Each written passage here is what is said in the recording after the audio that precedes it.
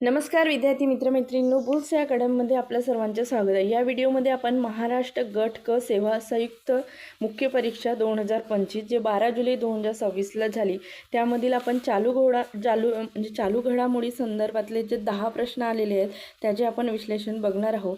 तर बघा, पहिला प्रश्न आहे, पुणे ग्रँड टूर 2026 हे भारतातील पहिली UCI 2.2 श्रेणीतील पुरुषांची रोड रेस म्हणून मान्यता प्राप्त होती। ही बहुटप्प्याची आंतरराष्ट्रीय सायकलिंग स्पर्धा पुणे जिल्ह्यात आयोजित करण्यात आली होती आणि ती जागतिक सायकलिंग नियामक संस्थेकडून मान्य होती।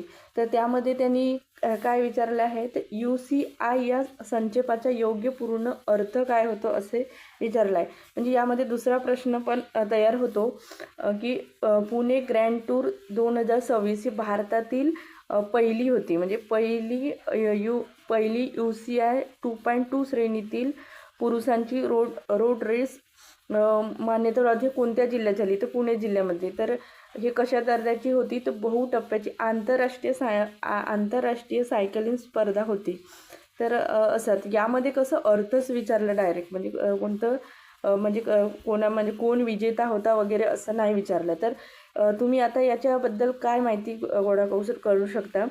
तर यामध्ये विजेता कोण ठरला, उपविजेता कोण ठरला, म्हणजे कोणत्या देशातील आहे वगैरे ह्या गोष्टी तुम्ही माहिती करून नोट करून ठेवा। UCIचं पूर्ण रूप काय आहे, तर या प्रश्नाचे योग्य उत्तर दिलेलं आहे पर्याय 2, युनियन सायक्लिस्ट इंटरनॅशनल हे त्याचं पूर्ण रूप आहे। सगळ्यांनी याच्यामध्ये तेच दिलेलं आहे, फक्त स्प्लिनमध्ये मिस्टेक आहे। तर हे जे पर्याय 2 दिलेलं आहे हे बरोबर आहे, युनियन सायक्लिस्ट इंटरनॅशनल असं त्याचं पूर्ण रूप आहे। तर आपल्याला समजलं आहे की जे आंतरराष्ट्रीय म्हणजे पहिली जर भारतातील पहिली किंवा आंतरराष्ट्रीय दर्जाची असलं ते घडामोडी आपल्यासाठी महत्त्वपूर्ण आहे, हे याच्यावरून लक्षात येते। भारतातील, जगातील, महाराष्ट्रातील किंवा एखाद्या जिल्ह्यातील जर पहिली घडामोड असेल तर ते व्यवस्थितच करून ठेवायचे, कारण त्यावर प्रश्न येतेच। मग हा सुद्धा प्रश्न तसाच आहे। आणि महिला, बालक, वृद्ध यांच्या संदर्भातल्या काही महत्त्वपूर्ण योजना किंवा काही महत्त्वपूर्ण विधेयक, निर्णय किंवा त्यांच्या संदर्भात कार्य करणारे व्यक्तिमत्व असलं तर त्यावर प्रश्नसुद्धा येतो। तर तसाच हा प्रश्न आहे, दुर्गम भागातील शाळाबाह्य मुलींच्या शिक्षणासाठी कार्यरत असलेल्या कोणतं एज्युकेट गर्ल्स या स्वयंसेवी संस्थेचे संस्थापक कोण आहेत असा प्रश्न विचारलेला आहे ना, हा सगळ्यांनाच माहीत असेल। त्या प्रश्नाचं उत्तर 2 आहे, सफीना हुसेन ह्या आहेत की ज्यांनी दुर्गम भागातील शाळाबाह्य मुलींच्या शिक्षणासाठी कार्यरत असले एज्युकेट गर्ल्स यांची त्यांनी स्थापना केली। तर त्यानंतरचा प्रश्न बघूया, टेलिग्राम वगैरे जर यूज केला तर टेलिग्राम चॅनलला वगैरे खूप चाललं, त्या रोजचं जर आपण बघितलं तर त्यातूनही आपले प्रश्न कव्हर होतात। हे व्यक्तिमत्वसुद्धा खूप चर्चेत होते। डॉक्टर कृष्णस्वामी कस्तुरीरंग म्हणजे अलीकडे बातम्या चर्चेत होते, त्यांच्याबाबत सत्य विधान नाही असं विचारले आहे। तर मग आपल्याला सत्य काय आहे हे आपल्याला माहीत असेल तर आपण सत्य काय नाही हे सांगू शकतो। तर बघा, त्यांनी 1994 ते 2003 पर्यंत इस्रोचे अध्यक्ष म्हणून कार्य केले कस्तुरीरंगन यांनी, हे विधान बरोबर आहे। ते NEP 2020च्या प्रमुख शिल्पकारापैकी एक होते, हे सुद्धा बरोबर आहे। त्यांना पद्मभूषण आणि पद्मविभूषण पुरस्काराने सन्मानित करण्यात, हे विधान बरोबर आहे। तर 2000 पासून ते TIF परिषदेचे सदस्य होते, हे विधान चूक आहे। तर हे 3 बरोबर आहे, म्हणून हे विधान चूक आहे। आपल्याला कोणते बरोबर नाही असं विचारलं आहे, म्हणजे व्हेरी IMP व्यक्तिविशेषवर प्रश्न येतो।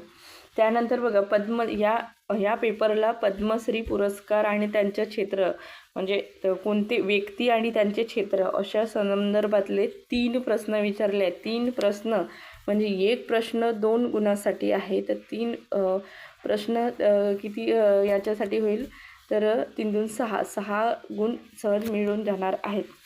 तर बघा, अंके गोंडा यांना 2026मध्ये कोणत्या योगदानासाठी पद्मश्री पुरस्काराने सन्मानित करण्यात आलेला आहे असा हा प्रश्न आहे। तर या प्रश्नाचे योग्य उत्तर आहे पर्याय 1 उत्तर आहे ग्रंथालय क्षेत्रातील आजीवन सेवेसाठी। त्यांचं नाव काय आहे? अंकेगोंडा. 2026च्या पद्मश्री पुरस्कारामध्ये कोणत्या योगदानासाठी त्यांना पुरस्कार मिळाला पद्मश्री? तर ग्रंथालय क्षेत्रातील आजीवन सेवेसाठी. विधान बरोबर आहे. त्यानंतरचा प्रश्न बघूया. प्रश्न आहे की फेब्रुवारी 2026मध्ये पंतप्रधान नरेंद्र मोदी यांच्या इस्रायल दौऱ्यादरम्यान कोणत्या भारतीय विद्यापीठाने म्हणजे भारतीय विद्यापीठाचं असं महत्त्वपूर्ण निर्णय वगैरे असेल किंवा त्यांचं काहीतरी सामंजस्य करार वगैरे असेल दुसऱ्या देशाबरोबर, तर ते घडामोडसुद्धा विचारले जाते. तर कोणत्या भारतीय विद्यापीठांनी हिब्रू युनिव्हर्सिटी ऑफ इस्रायलसोबत सामंजस्य करार केला?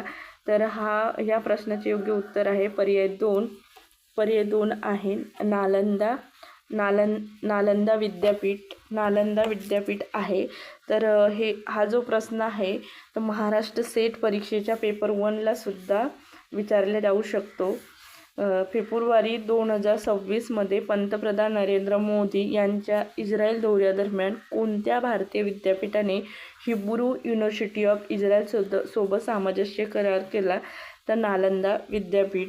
नालंदा विद्यापीठच आहे की ज्यांनी बुद्ध धर्माच्या जगासोबत प्रसार करण्यासाठी वगैरे जास्त आंतरराष्ट्रीय कनेक्शन नालंदा विद्यापीठाचंच आहे. त्यामुळे अशा पद्धतीनं सुद्धा ग्रेस लावून सोडवत आलं असतं. त्यानंतरचा प्रश्न बघा. पद्मश्री पुरस्कार विजेते आणि त्यांचे कार्यक्षेत्र दिलेलं आहे. तर सगळ्यांनाच माहीत असलेला पर्याय सगळीकडे दिलेला आहे. तर भिकल्या लाडक्या डिंगा हे सगळ्यांनाच माहीत होतं. महाराष्ट्रातील व्यक्तिमत्व हे कुठलं आपलं पालघर जिल्ह्यातील आहे. तारपा वाद्य आहे त्या क्षेत्रासाठी त्यांना हा पद्मश्री पुरस्कार मिळाला. तर दुसरं आपल्याला जर माहीत असलं तरी दुसरा पण माहीतच आहे बऱ्यापैकी लोकांना असेलच. तर आर्मिडा फर्नांडिस यांनी मानवी दूध पेटी स्थापन केली. याच्यामध्ये 1 लाईनर प्रश्नसुद्धा तयार होतो. मानवी दूध पेटी स्थापन कोणी केली?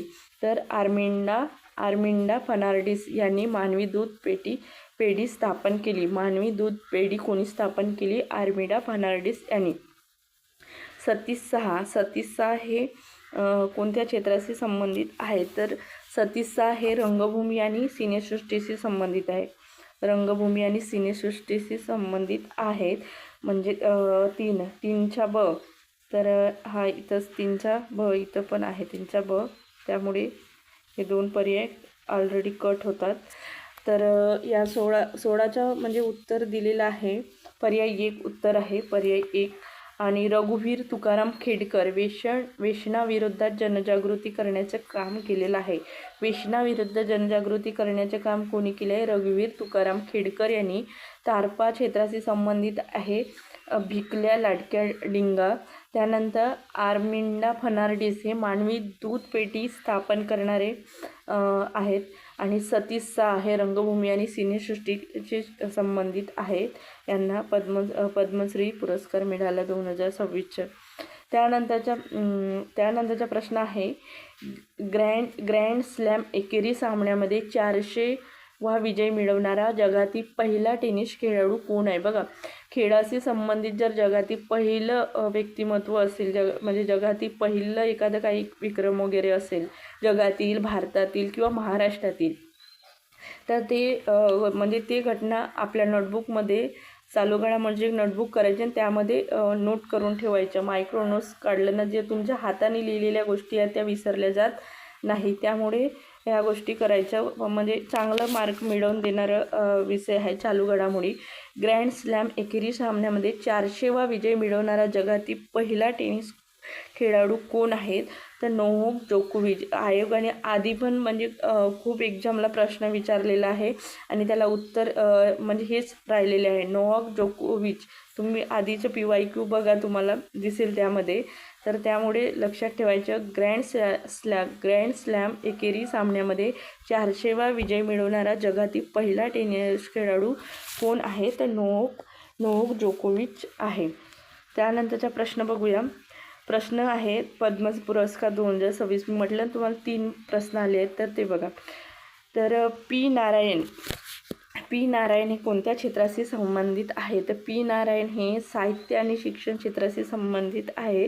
व्ही एस अच्युतानंद हे सार्वजनिक व्यवहार क्षेत्राशी संबंधित आहेत. मम्मुट्टी हे कला क्षेत्राशी संबंधित आहेत.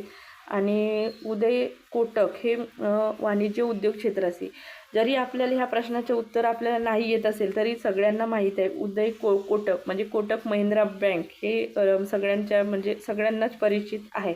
तर कोटक हे कसे संबंधित असतं ते वाणिज्य, तर त्यामुळे वाणिज्य 3 म्हणजे डचं जर 3 असेल, डचं पर्याय 3 आहे.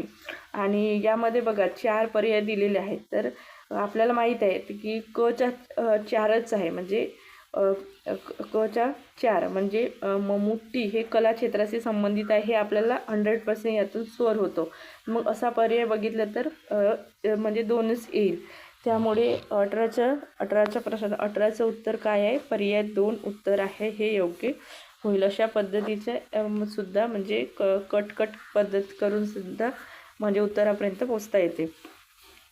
त्यानंतरचा प्रश्न आहे खालीलपैकी कोणी मिले सूर मेरा तुम्हारा तो सूर बने हमारा या राष्ट्रीय एकात्मता गीताचे शब्द लिहिले होते? म्हणजे हे शब्द कोणाचे आहेत, कोणी लिहिलेले आहे? तर या प्रश्नाचे उत्तर दिलेलं आहे पियुष पांडे पर्याय 3 उत्तर दिलेलं आहे पियुष पांडे यांनी. मिले सूर मेरा तुम्हारा तो सूर बने हमारा या राष्ट्रीय एकात्मता गीताचे शब्द कोणी लिहिले? पियुष पांडे यांनी लिहिले आहे. त्यानंतरचा प्रश्न आणि शेवटचा आहे 2025 ते 2029 या कालावधीमध्ये खालीलपैकी कोणत्या देशाची युनेस्कोच्या मॅन अँड द बायोस्फिअर कार्यक्रमाच्या आंतरराष्ट्रीय समन्वय परिषदेमध्ये निवड झाली? कोणत्या देशाची? म्हणजे युनेस्को संदर्भात वेरी IMP घटना असेल तर त्यावर प्रश्न दरवेळेस विचारला जातो. युनेस्कोच्या मॅन अँड द बायोस्फिअर कार्यक्रम आहे मॅन अँड द बायोस्फिअर कार्यक्रमाच्या आंतरराष्ट्रीय समन्वय परिषदेत निवड झाली कोणत्या देशाची? तर त्या प्रश्नाचे उत्तर आहे ओमान या देशाची निवड झाली. पर्याय 4 उत्तर येते. हा म्हणजे फिरवून जर प्रश्न आला तर 2025-29 या कालावधीमध्ये म्हणजे ओमान देशाची युनेस्कोच्या कोणत्या कार्यक्रमामध्ये म्हणजे निवड झाली? आंतरराष्ट्रीय समन्वय कोणत्या निवड झाली? तर ते आहे मॅन अँड द बायोस्फिअर कार्यक्रमामध्ये. किंवा MABचं पूर्ण रूप काय आहे असं विचारले जाऊ शकते. ते MAB तर काय आहे पूर्ण रूप? MABचे पूर्ण रूप आहे मॅन अँड द बायोस्फिअर हे MABचे पूर्ण रूप आहे. तर अशा पद्धतीनं आपण आत्ता 12 जुलैला महाराष्ट्र गट क मुख्य परीक्षा झाली. महाराष्ट्र गट क संयुक्त मुख्य परीक्षा 12 जुलै 2026ला. तर त्यामध्ये आलेले चालू घडामोडीवरील आपण 10 प्रश्न, यामध्ये 10 प्रश्न येतात. ते 10 प्रश्न आपण रिवाईज केले, आपण त्याचं विश्लेषण बघितलं. तर त्यावरून आपल्याला समजते की पुढील एक्झामसाठी कशा पद्धतीचे प्रश्न फ्रेम होऊ शकते आणि आपण कोणत्या दिशेने अभ्यास करायला पाहिजे. तर हे PYQ हे आपलं मार्गदर्शक असतात, खरे शिक्षक असतात आणि आपल्याला दिशा दाखवतात की आपल्याला म्हणजे कशा पद्धतीचा अभ्यास करायला पाहिजे. तर यावरून आपल्याला समजते जे म्हणजे आंतरराष्ट्रीय स्तरावरची वेरी IMP घटना असेल, एकदम IMP व्यक्तिमत्व असेल त्यावर विचारले जाते. शैक्षणिकमध्ये एखादी IMP बाब असेल त्यावर विचारले जाते. महिला, मुली किंवा लहान बालक यांच्या संदर्भातल्या काही योजना वगैरे असतील किंवा त्यांच्या संदर्भातलं काम करणारे एखादी संस्था किंवा त्यांचे म्हणजे देश किंवा राज्य किंवा आंतरराष्ट्रीय पातळीवर दखल घेण्यात आलेली असेल अशा घडामोडीवर प्रश्न येतात. आणि पुरस्कारामध्ये पद्मश्री, पद्मभूषण किंवा ज्ञानपीठ पुरस्कार आहे, अशा पद्धतीचे जे पुरस्कार आहेत त्यावर पुरस्कारामध्ये विचारलं जातं. भारतरत्न पुरस्कार वगैरेवर पण विचारले जातात. पुरस्कारावर 1 किंवा 2 प्रश्न तरी असतात, पण या पेपरमध्ये 3 प्रश्न पुरस्कारावर आले तर ते पण पूर्ण पद्म पुरस्कारावरच आलेले आहेत. त्यामुळे विद्यार्थ्यांना त्याचा फायदा झाला असणार. तर हा व्हिडिओ इथंच थांबवते.